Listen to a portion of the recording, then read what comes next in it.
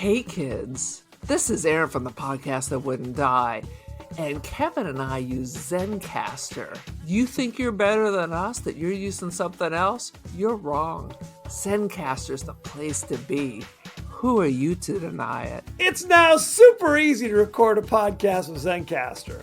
Log in using your browser and start recording a high-quality podcast right away.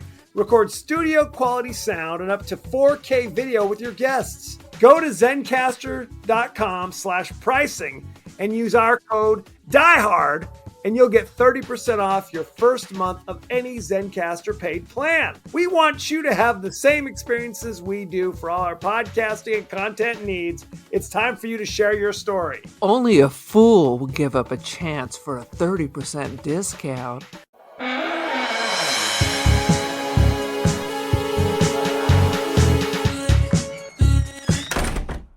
This chaos.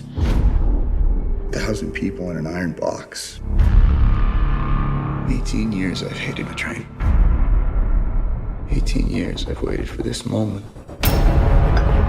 This is your world. The train saved humanity. The engine lasts forever. The population must always be kept in balance.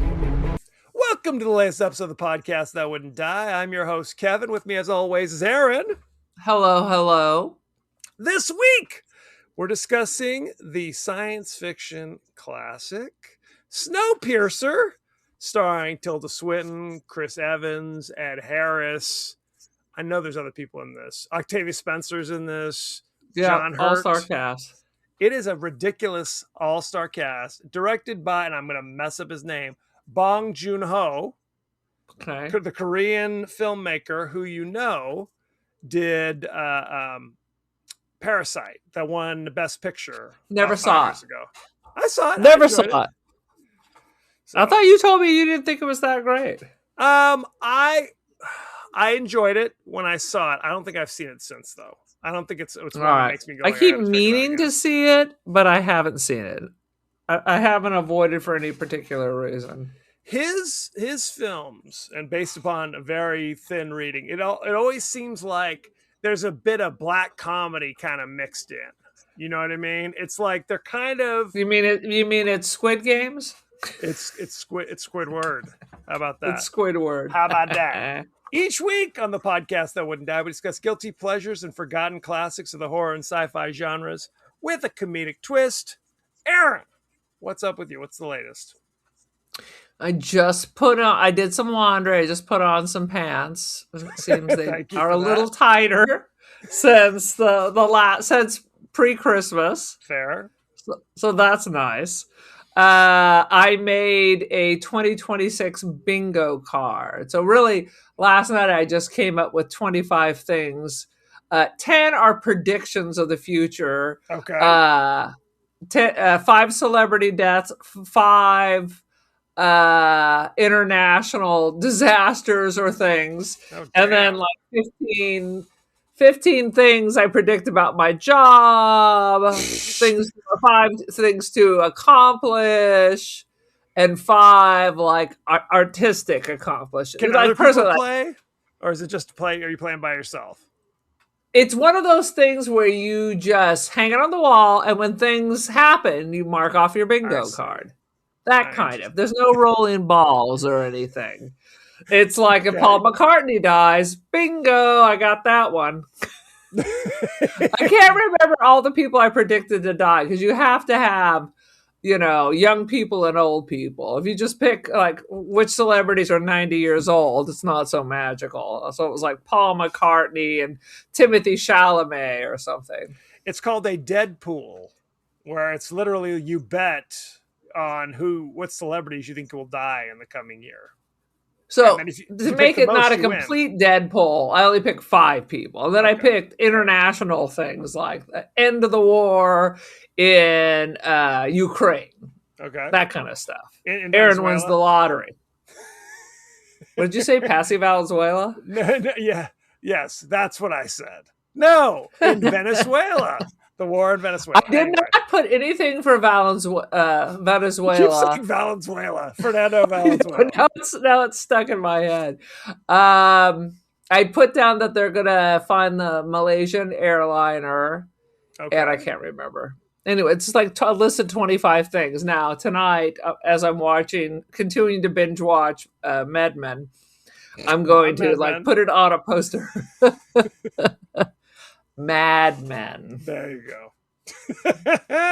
Now, who are the celebrities you think will die this year? What are your predictions? Well, Donald J. Trump, Okay. Paul What about- McCartney, Okay. and Timothy Chalamet, and Oh, I can't no. remember.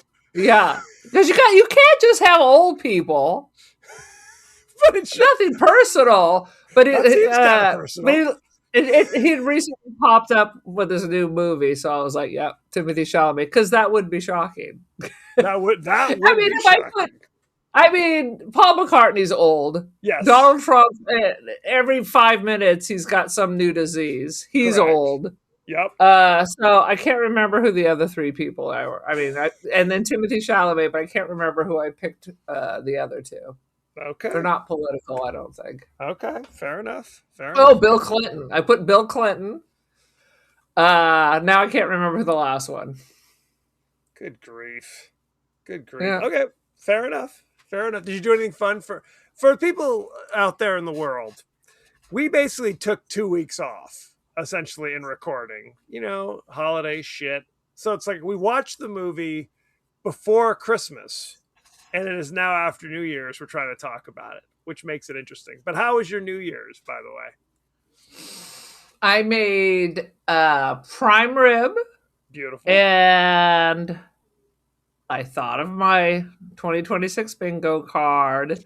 I watched a really shitty Australian movie about giant pigs. Thank you, Kevin. What's it called? Spoiler alert. Spoiler alert. Fair. I drank Christmas wine. I read my book, my Raymond Chandler book, and then at 11 I turned on Andy Cohen and Anderson Cooper, which for some reason it was like a hidden thing. Suddenly I don't have CNN on my cable. I had to download an app.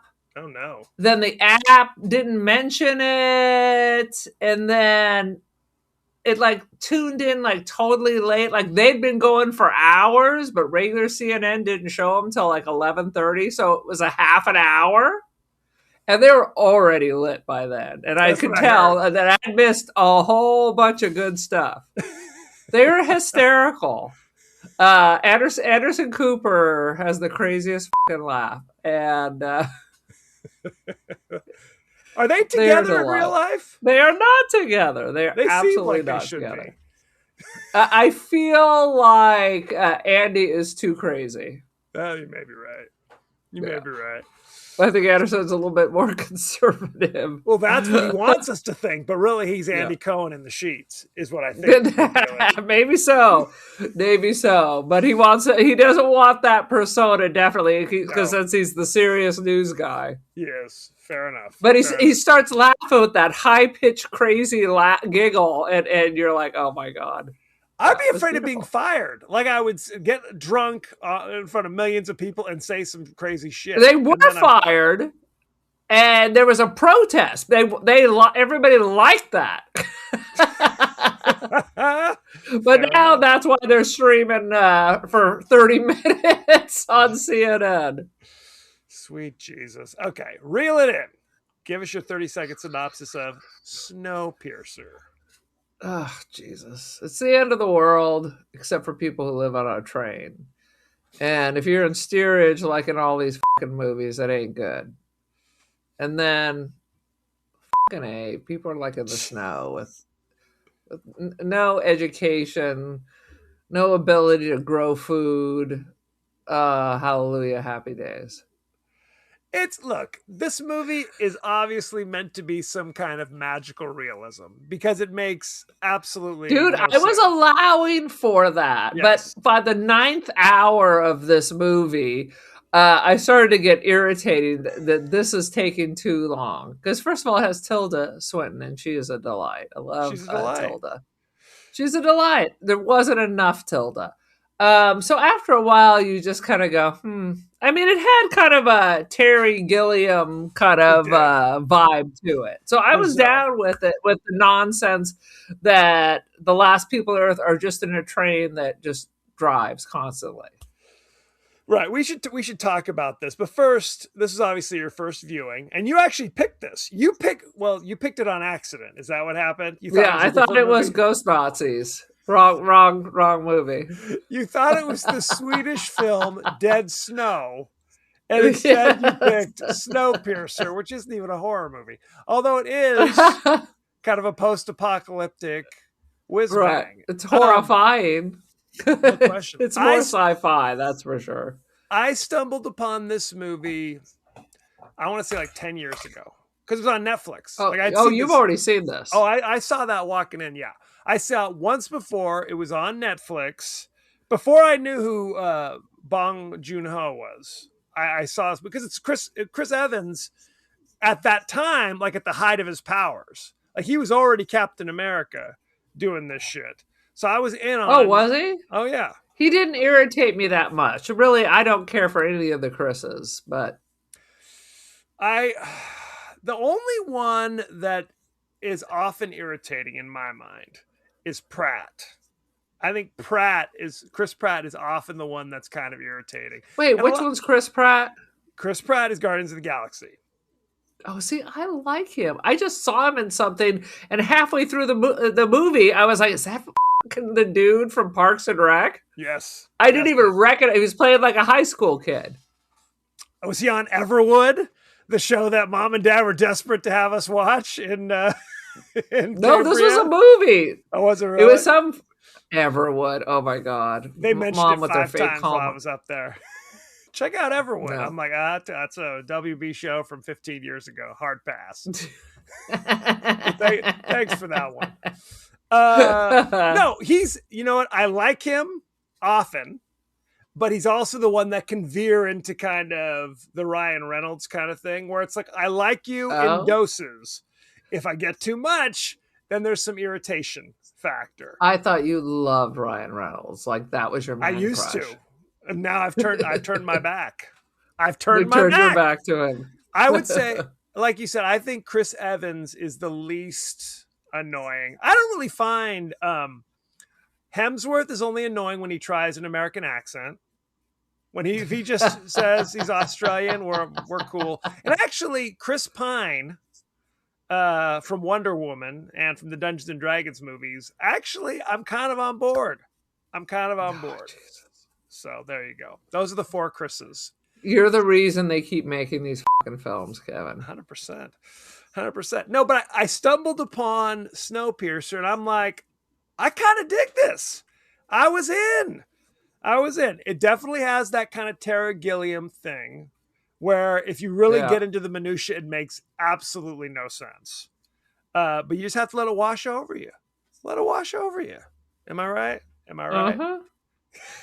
I just didn't understand why they had to have these super poor people That makes no sense at all. treated like shit. Right. Just take less people on the train. Take less people on the train, unless they're eating them. Here's the reveal. This is the reveal. We got to go back to the beginning first. Essentially, what it is, because of global warming, all the governments decide to dump a chemical into the atmosphere, which is supposed to reverse the effects of global warming. And instead, what it does is send us into a freakish ice age, where it's not just cold out. It's like if you're outside, you will freeze like a popsicle. Right. Dude sticks his arm out for 7 minutes and it's literally like he dipped it in liquid nitrogen. So it is right. Freakishly cold. But don't worry, because that same day, people are just wandering around with a blanket from the spa. Fair. But don't worry about that. Yes, that is something to question. That is something over the course of this movie. But only, I mean, it's all in one day, right? It has to be all in one day. I don't remember anyone going to sleep. Yes, I think that's true. So anyway, a wealthy guy creates a train in anticipation of this, he thinks it's all going to be a big mistake, which he was right. He makes a train. And trains don't freeze. Skyscapers freeze. Trains don't freeze. As long as it keeps moving. That's the Right. thing. As long as the Snowpiercer keeps circumnavigating the Earth, then they're fine. And I guess initially, the steerage people, right, like the Titanic, they were like essentially freeloaders that accidentally got it, like didn't get accidentally. They were stowaways. They were stowaways, and early on, they were kind of left to fend for themselves. They were just resorted to cannibalism. Why Yes. didn't they just release that last car? That's not a bad idea. Now the reveal is, as the train is going, I guess they said like 17 years have passed since this train's been going around for 17 years. Parts break, and they have no way to replace the parts. So what they do is they now use the. So let me stop people. you, please. So he can engineer a train Correct. that needs no fuel to run, Correct. but he couldn't anticipate having to fix things. Could not anticipate it. Unanticipatable. Unanticipatable. Okay, next. So now what he's discovered is from time to time he'll go back, send the stormtroopers back into steerage, where this woman comes up with a tape measure and measures the small children. And every now and again, if a kid is the right measurement, takes that kid, we don't know where they're going with that kid. The grand reveal is magical realism. Ed Harris, who is the guy in charge of this, opens up a hole in, a porthole or something and shoves the kid in there. And I guess the kid is just supposed to serve the purpose of the part that was messed up. So he's in there like cranking something or pulling. I can't get my kids to take the trash out. They're just going to sit in there 24 hours a day and never sleep and move things from point A to point B. Correct. They do something. They turn the crank. They do some goddamn. So I don't have enough magical realism inside my body to believe this shit. Correct. Because at some early on, you can kind of be like, oh, this is kind of an interesting class warfare kind of deal. Because the further you go in the train, it's kind of the wealthy people. There's literally a car that's just like a steam room where people go in there and just relax in the pool. It's like, really? We didn't see any place for people to they sleep. have an aquarium. Yes. They have an orangerie with like a greenhouse with citrus and tropical fruit on this train. Correct. But they can't figure out how to feed the people in the back. Well, they have figured out how to feed the people on the back. I couldn't actually see what was in the grinder. Is it Soylent Green or bugs? It was roaches. It was a roach grinding up the roaches, and it makes these protein bricks that they pass out. So the people in the back have to eat protein bricks. And of course, they're like filthy and dirty and gross and strange in the back. And it seems like there's a lot of them. It's like this whole thing, it's like... It's like one of those Auschwitz situations, like at the end of the war, where there's like just dozens of people on bunks trying to sleep. But people as on the floor. As always, no one really looks that Auschwitz-y, right? There are people that are kind of fat in the back. I'm like, how is that possible? I always say, look, double dipping the roaches, I guess. They were double dipping the roaches. I remember that show Lost. So they brought the roaches with them. No, people in the back are so gross that the roaches they can survive, and they're just inhabiting the back. They're roaches crawling around. It's roach town. So why don't they just eat those? Because they brought the roaches with them. Not intentionally. No one brings a roach intentionally, but people are gross. What do you want me to say? People are gross, Aaron. I feel like at this high-tech world, the people in the front of the train don't have roaches, and the roaches would have been everywhere. Well, but they're only in the back, and it's like a couple cars up, then it's a guy whose whole job is to grind up the roaches and create protein bricks.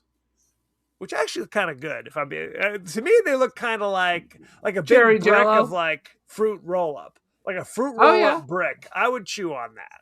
I mean, they had to put something in there. A little I'm Soylent guessing Green. add a little Soylent Green, a Soylent Yellow, and I mean, I could see them having people in the back feeding them roaches. If you were then going to serve the people up to the people in the other cars, Right. that's their purpose. But they that's still not seem their to have purpose. them on purpose. They're there just to have shitty, terrible lives. Once again, you should have just let them go. They have no purpose.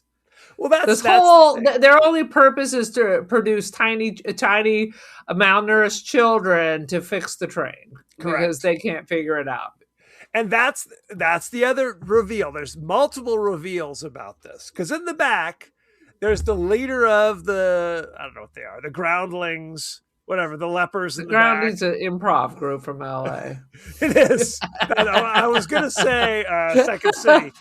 But yes, he's the leader. And because there's a reveal that John Hurt, he leads the poor people in the back, basically, and he encourages them to kind of have an uprising. And his kind of protege is Chris Evans, who's really reached a level where he's even more respected than John Hurt now. It's like, you're in charge now.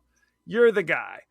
And the reveal is that John Hurt encourages them to have this uprising where their goal is to make it all the way, fight their way from car to car to get all the way up to the front so they can take over and be better, right? We won't make the same mistakes, be as cruel as, whatever they are, the bougies up front, right? Essentially. But the reveal is that John Hurt in the back is secretly working with Ed Harris in the front. And it makes sense. You need to know what's going on. 100%. And but why would you volunteer for this terrible job knowing everybody else is living in this level of comfort? I don't think he was always working with Ed Harris. I think at some point, Ed Harris comes to him and says, hey, we're on a train. We have limited resources, and the back is reaching maximum density. Now, there's two ways we can do this. I can send some stormtroopers in there and just blast them, or you can foment a revolt that is doomed to fail, and that'll just organically kind of thin the herd a bit. Right. We got to get down to a certain level. Otherwise, we're going to run out of resources and we all die. Again, just get rid of the poor people. Kill the poor. They need the little people to work in the what is it? The telltale heart. You got to be in the wall cranking something. What's that noise? Right. 100%. Yeah. So that doesn't make any sense. Yeah. Well, again, it's some Guillermo del Toro. It's some it's Brazil, it's Terry Gilliam, where Terry Gilliam, it makes perfect sense compared to this. Because there are a lot of cars. And some of the cars are basically, each car is dedicated to something. Right? I have a question for you. Please. We went from the end of the train to the front of the frickin' train. Yes. There's 10,000 soldiers. Where's their car? Are they sleeping in the sauna late at night? No, they do walk through a barracks early on. It's like the barracks was one car. One car, correct. But there's like a million soldiers. I don't know how. Are they snuggly buggly? How about this? Where does everybody else sleep? That's what I'm saying. Where the poor people sleep, and I see where the soldiers are all men. How do we make more soldiers? Because you're right, they don't recruit the poor people. Say, hey, we need a few good men, and the rich people are sure not going to do it. No, unclear. And again, there's literally like, if you think about it, so it goes poor people. You got the barracks. Then I think it's like, what is it? The sushi car? Yeah. Then suddenly you're in the dining car with sushi. There's a fucking aquarium car. Yes. How you insulate for that? Don't need That to. you have tropical fish swimming around. Tropical fish. I guess I skipped a car. There is a car where they're grinding up the roaches to make the protein shit. Which is really the next car. It's like there's the slum, the next car is the roach grinder, and then the barracks. Correct. But that's the reveal, is that they don't think that the soldiers have bullets left because of the revolt that happened 7 years ago. So early on, they're like, Chris Evans basically takes the soldier's gun, puts it to his head, and pulls the trigger, and doesn't go off. And that's what kicks off the rebellion. Now everybody's fighting. The dude from Train Spotting with the thick Scottish accent had a crazy afro in this, like Bob Ross. He's fighting people with one arm. The shit's going down. Of course, later it's revealed, actually, we do have bullets. Spoiler alert. Spoiler alert. Because again, Tilda Swinton comes in early. She's kind of, I don't know what her job is. She's like relations with the poor people. Yeah, she's like PR. She's communications.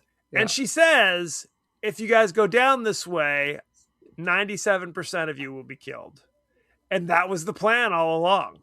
That's how many they needed to be killed to reduce the population of the poor people. So basically, they needed like 5 people. Again, they could have just pulled the car. You 5, come over here. Bye. They can't just pull they need a car unless you're going to have the stank people living with the soldiers. They went through killing not only them, but the rich people, all their soldiers, huge damage to the cars. That doesn't make any effing sense if they needed to get rid of all but 5 people. I agree. I didn't write the thing. You have to I blame you.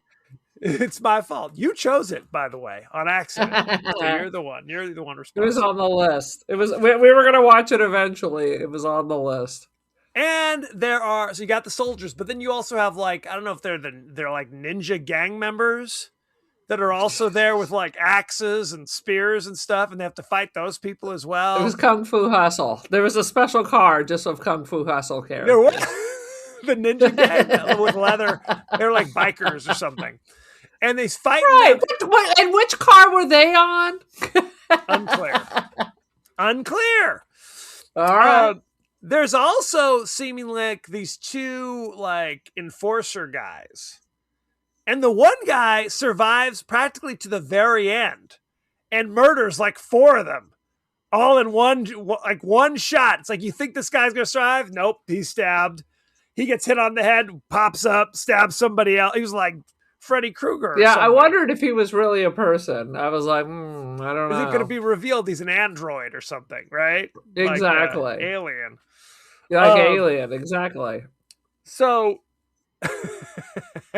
they go car by car and they keep losing people along the way, which makes sense. And again, after they get by the killer bikers, they're just strolling by. It's like, here's the bathhouse car, here's the sauna car, here's the restaurant. Like, really not much resistance at a certain point. No. It's like, they have to, I forgot about this. Along the way, there's the prison car where everybody's basically in these drawers. Like, and what's the point of that? Yes. What's the point of that? Just pitch them over the side. You got room for that. If you're not going to soil and green them, you might as well just toss them out, right? And then it's mostly drug addicts that are in there. Yes. Like, where are you getting your drugs? The drug that they find, and Chris Evans finds it, it's basically the toxic sludge that is generated by the train. There are a group of people it's like this green kind of powdery slime stuff.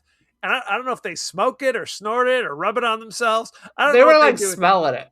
They were sniffing it. So he's got it to continue. They open up one of these drawers and free the guy who I guess designed all the locks on the train. So now he's on board for a handful of snuff or whatever it is. They just have to keep. If he can design the locks, why don't they give him some toxic waste and have him fix the parts on the broken train? No can do. Just ideas. That's just an idea. the parts they don't have the parts. They can't fix it without the parts, Aaron. Okay. Does that answer your question? Fabricate. Eventually parts are going to break down. How long was this damn thing? And how old was Ed Harris when he got on the train? How old is he supposed to be? So when he reaches 100, dressing up in his Hugh Hefner outfit, what is the point of all this? I'm like, oh, Jesus Christ. Problem number one is Ed Harris is always younger than you think he is in real life. He always looks. No, I remember watching. I'm sure I've said this because he's bald and as thin as a razor blade. There's Correct. just skin, beef jerky, and bone. 100% sinew and grizzle. He was in Westworld, the TV show, as like the man in black.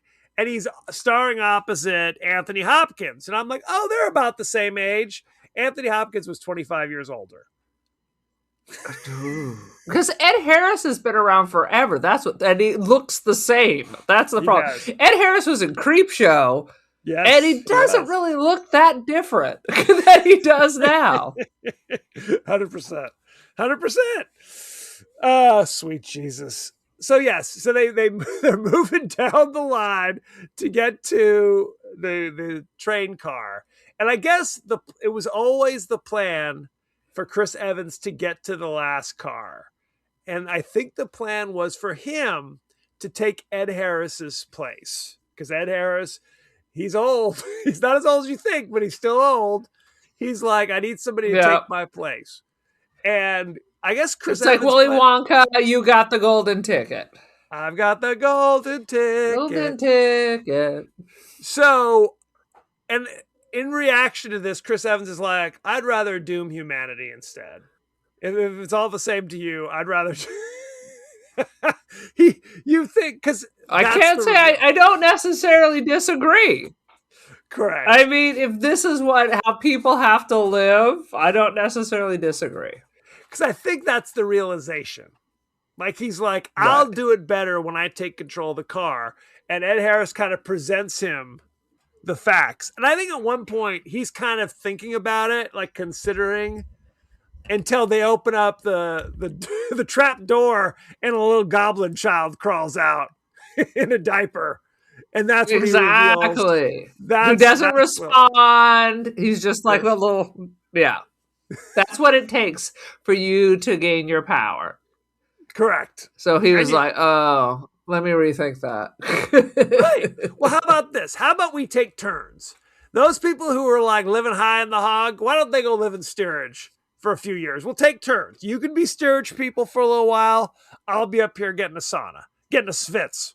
How about we take turns? No? But meanwhile, you're still enslaving and destroying these little babies.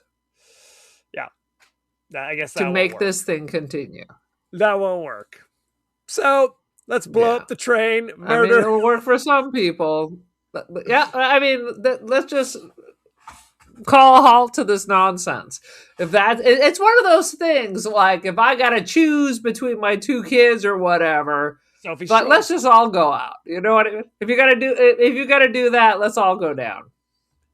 Fair. And I guess remember, it's like the cabin at the end of the woods. Screw it. True. Not going to do it. Not going to do it. Right? I'm not going to play that game. I'm not playing. Right. You can't make me. You can't make me. So they also... You can't make me. Humanity, if that's what it takes to keep humanity going, then it doesn't need to keep going. Well, what do they say? The planet will be okay. Regardless, the planet will still be in the heavens at that moment. Whichever ancient Cthulhu or whatever that has set up this play that I'm a part of will just restart it because they're going to be bored. It's always like those ancient gods are always bored and they're always effing with the humans. So, okay, so you're going to wipe them all out. But then what? You'll put them back. Then what? You'll put them back because you want someone to play with. Especially if there's only like 30 people left. I don't think you can bring back people if there's only like 30 people left. They'd all be like crazy inbred, the hills have eyes. Is that what you want? A planet full of hills have eyes? No thanks. I'm out. I mean, I just went to this preserve where I guess the A Thule elk mute was down preserve? to literally 30 elk. Oh, And yeah. from the 30, they brought it back. So Okay. maybe 30, you not wanna live with- 2. Adam and Eve, you know. Well, that's. I mean, isn't there otherwise, only- I mean, are you breeding with the Habsburgs or who are you breeding are. with? You are 100%. Because that You might want to do some genetic testings. Please do.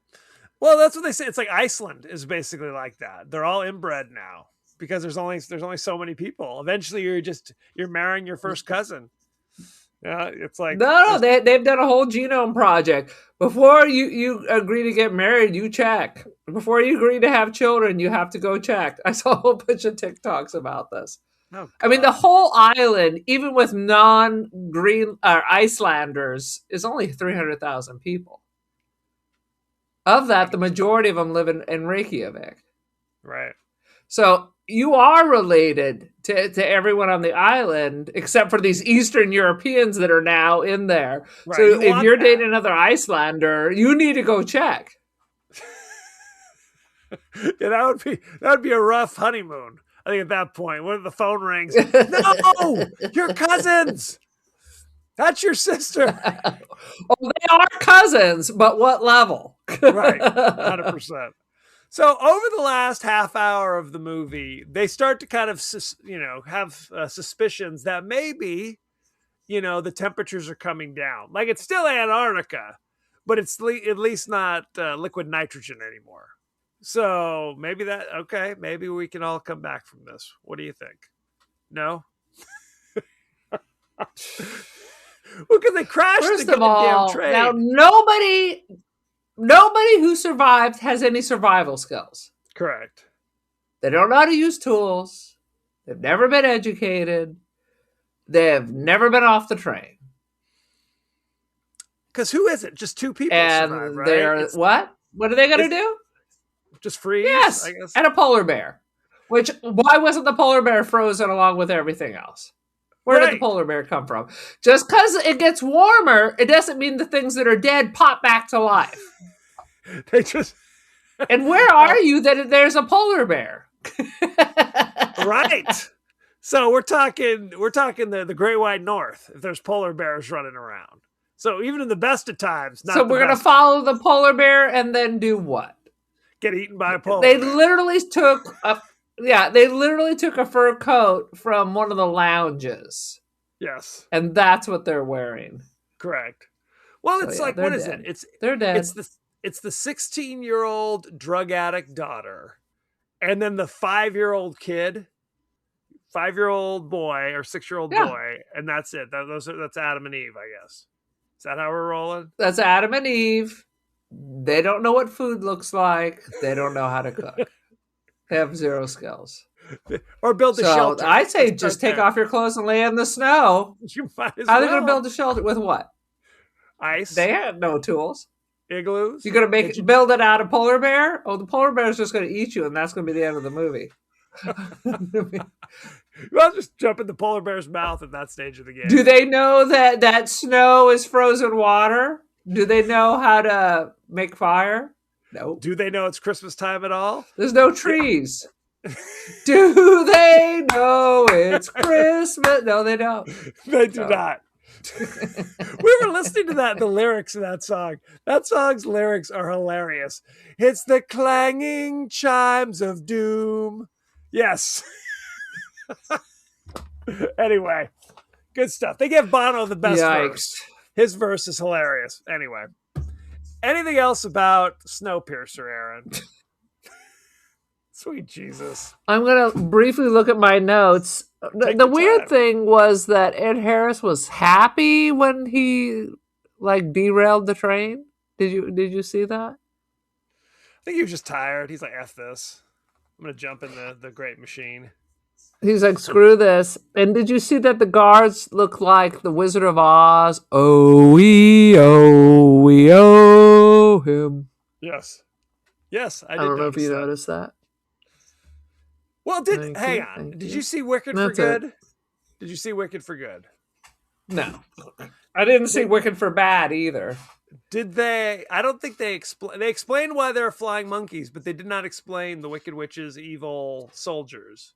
They just kind of yada yada that shit. So I don't know. None of it makes any I don't sense. know. I guess they're just like SS troops or whatever. It's Something. always like the Imperial forces. As long as you're paying somebody, somebody's willing to follow you. Fair enough. It's just Okay. a job, man. Just a job. Why don't we go behind the scenes then? Wicked for good. On a different note, did you see this old Saturday Night Live sketch? And it was supposed to be like the Star Wars stormtroopers at home, and the widowed wife, gets the call that her beloved husband has been killed. I think I do remember that. That's hilarious. That's there was always something good. like that. Anyway, always good. Behind the scenes. Director All right, lay it on me. What you got? I'm gonna mess up his name. Bong Joon-ho often clashed with producer Harvey Weinstein, who frequently interfered in order to demand his version of the film. So there you go. I think we already know not a great guy. Clearly.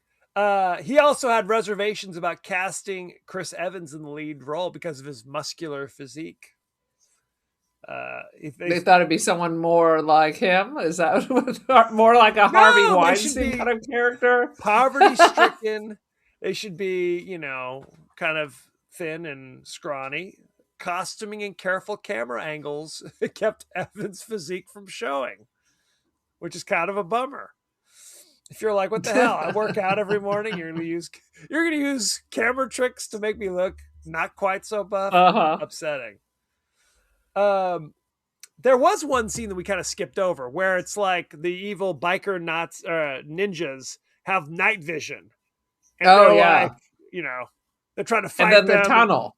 And then the tunnel. And the torches in that scene were the only lighting for those scenes. There was no additional lighting for that. Okay. Which is very cool. Yeah, they should have all been killed at that point. 100%. There should have been anything after that. The protein block was made by combining seaweed, tangle, which I don't even know what that is, sugar, and gelatin. Jamie Bell. Tangle? Isn't that a Disney movie? They ground her up and... Jamie Bell, who played Chris Evans' sidekick, who was murdered very early and shockingly. Yeah. He hated it. Tilda Swinton liked it, which tells me a lot about Tilda Swinton. Wah, wah. According to the filmmakers, trained babies like Yona develop animalistic hearing skills. How about that? I would think you'd be slightly deaf from the constant noise. You would think. Sir John Hurt's character name, Gilliam, was an homage to Terry Gilliam. See? Filmography, similarly bleak science fiction, fantasy, end of the world, such as Brazil, 12 Monkeys, etc. Chris Evans personally contacted the director for the audition after hearing the casting news. He wanted to be in this one. So there you go. Let's see. The glasses that Mason was wearing were originally Tilda Swinton's. And when the director visited her, they played with her children's play box and found them. Like the kids, they were hers that she didn't wear anymore. So they dug them out. Okay. And Tilda Swinton's crazy ass teeth in this movie was like, it's like, why is that necessary? Very upsetting. Sweet Lord. This was Bong Joon-ho's first English language movie. So wow. Yep. Bong Joon-ho said the fish scene was inspired by The Godfather. How about that? No? Not ringing any bells for you? Luca Brasi sleeps with the fishes? I think so! The writer-director wanted to underline the pressing danger of global warming by setting the year as 2014. So it kind of takes place in the near past. I feel like that didn't work because now global warming's not a thing. It's not real.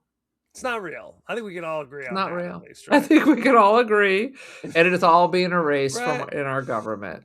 I saw somebody said like they kept showing this old post from some MAGA person saying, "I predict all people vaccinated will die 2025." It's like, well, I guess we're almost there for these last few hours. Then we all become like Red Fox. Elizabeth, I'm coming to join you, baby. I'm coming. Funny you should say this. Look what I found I bought during COVID. I found my pandemic survivor plague doctor. It was too cheeky to wear back then, but now I'm going to put it on my stuff. Do it. Let's look at the cast and crew. Bong Joon-ho is the writer-director. You know him from Snowpiercer, Parasite, Okja, which was on Netflix, about a giant water buffalo or something. I don't know what the hell it is. And something called Mother from 2019, or 2009, I should say. How about that? It's not the Mother we saw. No, different one. Oh, and he did Mickey 17 with Robert Pattinson in earlier this year, where there's like clones. He's a clone. It's kind of a comedy. Unfamiliar. Unfamiliar. Becky and I went and saw it. We see everything. You see everything. Did you see Song Sung Blue? Oh, we did. Weeping Like a Willow. Weeping Like a Willow. I watched the documentary that it was based on. It's only on YouTube. Well, they say that it kind of, and you can kind of tell this if you watch the movie, they whitewash a lot of the complicated past of this couple. Yeah. Yes. Right. The closest it was like a perfect angelic, union until her leg gets effed up. Spoiler alert. And then she kind of becomes a drug addict for 5 minutes. Other than that, everything's cool. No problem. Everything's cool. Not quite true. The documentary is still very good. Yes. The movie, and literally in the documentary, he is in his underwear the whole time. Just like in the movie. And it made me forget how much I really don't care for Neil Wolverine. Oh, Hugh Jackman. Really? Yeah. I thought you were going to say Neil Diamond. By the end, I was rooting for him, and I was sad. They were really, at the beginning, I was like, oh, God. I was like, oh, God. But by the end, I cried when he died. I was like, oh, shit. I pretty much, I would say I enjoyed it. I'd qualify, but no tears. No tears. But it also, Becky turned to me and she's just like, I guess I don't really like Neil Diamond that much. Yeah. Well, that's not a real thing. That's a real Everyone thing. loves Neil Diamond. Not a real thing. I guess I really don't like. He has 10,000 songs. 10,000 songs you've heard of. I don't know if I like all of them, though, if I'm being honest. Suleiman is not my favorite. God, and I am sick of a sweet because you don't own the albums. I do not. I did like Forever in Blue Jeans. That kind of, I go, oh, this is a toe tapper. I'm on board with this. And I like the Eddie Vedder connection. That was interesting. Well, the reality, since we're talking about this for 20 minutes, in the movie, they say he opened for Pearl Jam. No. What happened is Eddie brought them on stage during an encore to sing Forever in Blue Jeans, and that was it. That's still something, but it ain't like, hey, open for us when we come to Milwaukee. So in the documentary, Eddie Vedder, when he saw he was in the hospital in a coma, he'd sent the guitar he had admired with this really long, really nice, lovely letter to her, but it would arrive too late. Well, how about this? If you're having heart attacks every 5 minutes, maybe see a doctor about that. So in the documentary, he didn't die of a heart attack. No, whack. In the documentary, it's because he banged his head and refused to go get it taken care of. Correct. He had just had a quintuple bypass. So they you know how they do in the movies. This is not a documentary. Clearly but, not. Yes. But I enjoyed the movie, I'll tell you. I enjoyed it as well. Me, and it was a packed theater, everyone 10 years older than me. Oh, at least. There were old women next to me going, did you cry? I said, I cried. Did you cry? Yeah, my friend has been crying the last 20 minutes. I'm like, well, me too. Okay. Chris Evans played Curtis. You know him from The Avengers, Captain America First Avenger, Captain America Civil War, Captain America the Winter Soldier, etc., etc., etc. Tilda Swinton played Mason. You know her from such things as We Need to Talk About Kevin in 2011. We do need to talk about Kevin. Snowpiercer, Michael Clayton in 2007. Suspiria, the reimagining. 100%, 2018. Playing Only Lovers Left Alive. Yeah, all sorts of good stuff. Ed Harris played Wilford, the villain. You know him from Wilford Appaloosa, Brimley. right? He was in Pollock playing Jackson Pollock in 2000. I did see that. He was in The Truman Show in 1998. Never saw it. And he was Gene Kranz in Apollo 13 in 1995. Never saw that. You just don't see movies, do you? I just don't see those movies. John Hurt played Gilliam. You know him from 1984. In 1984. Yeah. He was Kane in Alien in 1979. Yep. He got the alien jumping out of his chest. He was 100%. The Elephant Man. He was the titular Elephant Man in 1980.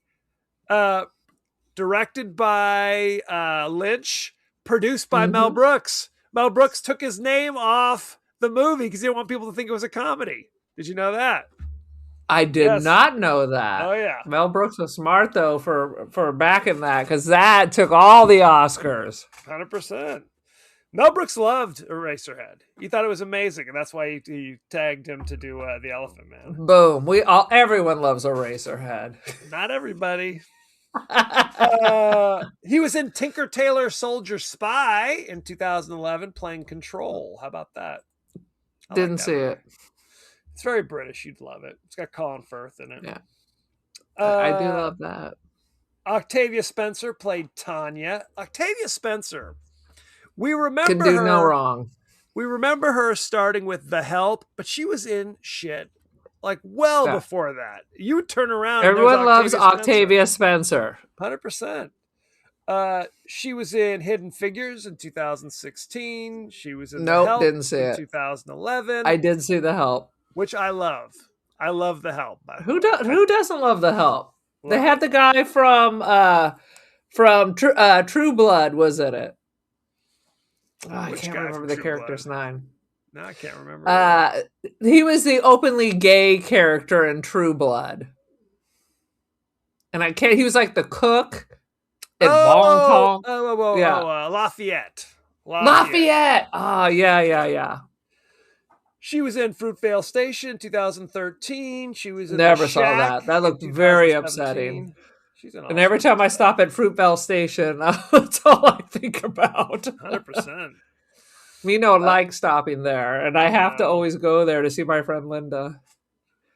And I think that's about it. Let's look at the ratings, shall we?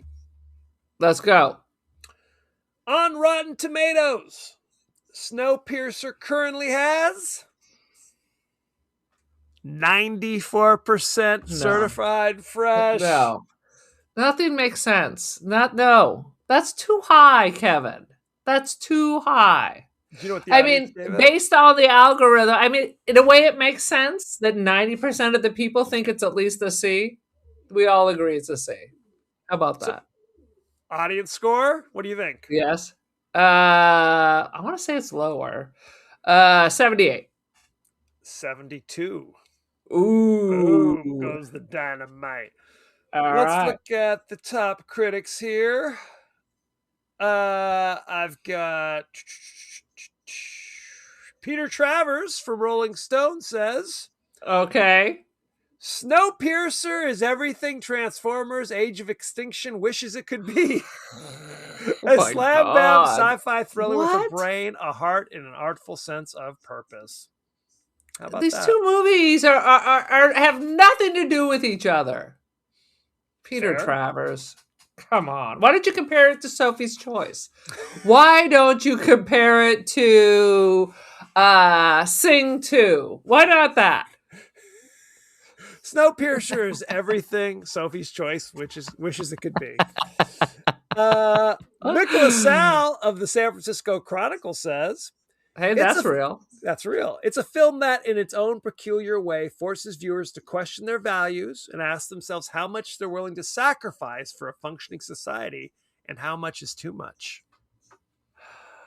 How about that? Is it functioning? I mean, I guess it's 4. functioning. It exists. 3 out of 4. Oh, Jesus. And one more. Writing for The Observer, Rex Reed. Rex Reed! If you love movies, you can't afford to miss it. 3.5 out of 4.